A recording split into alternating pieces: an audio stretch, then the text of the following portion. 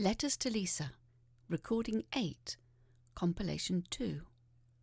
Books.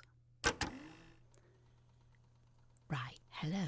I thought I'd better record this now before Dougal wakes up, so I'm sorry if I sound slightly hoarse. I'm recording this at 2 in the morning. He's been barking a lot more recently, so I haven't been able to record anything. Literally nothing at all. Anyway, I don't know why I'm ranting on about it here, taking up tape. I wasn't going to record this letter for a while, but I've been using it as a bookmark, which is rather heartless of me. So, out of embarrassment, I thought I'd better read it, in case it was something serious.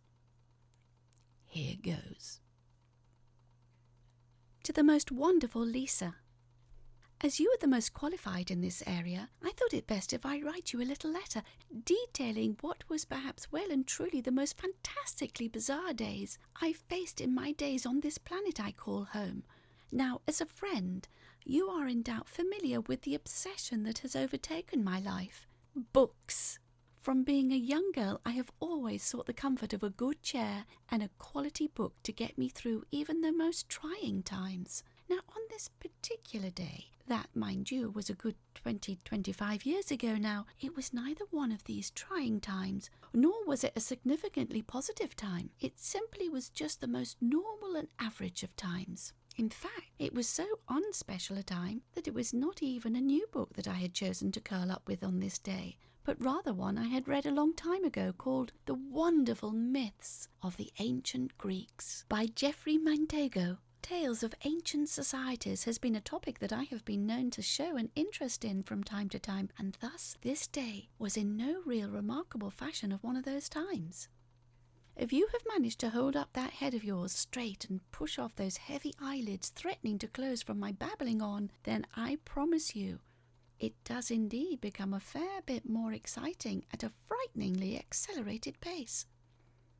So, there I sat, and upon flicking the sharp first page, I arrived at my first tale that would become my first, what I call, in my head that is, as you are the first to hear of this day, refusal of reality. This was a tale of Icarus and his dastardly demise.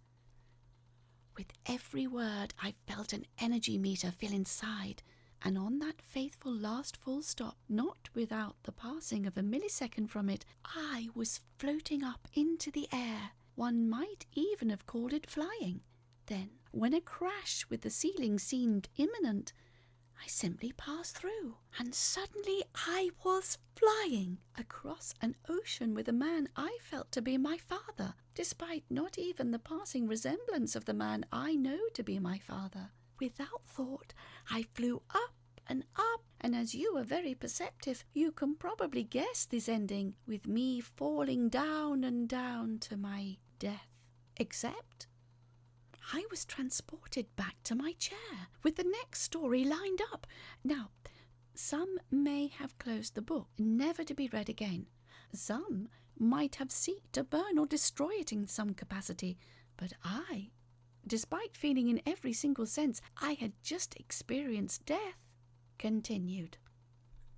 Throughout that day, I lived 100 lives, fought 1,000 creatures, discovered fire for humans, turned family members to gold, and in the end died a death.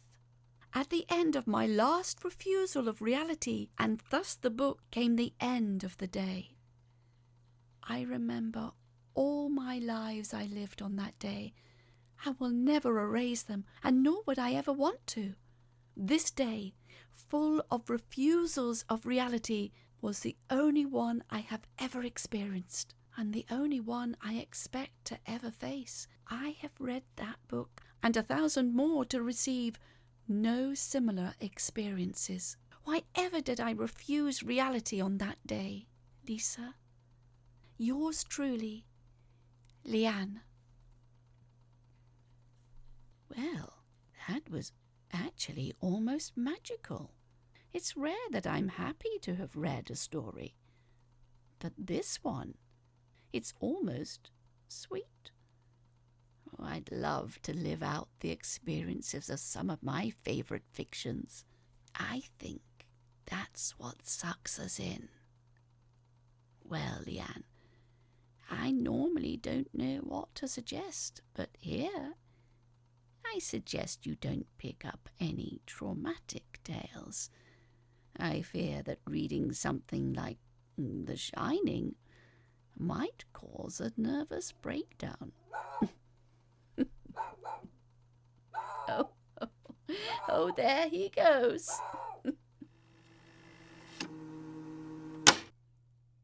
That was Letters to Lisa, Recording 8, Compilation 2, Books. Written by Thomas Cronin. Read by Caroline Lawrie.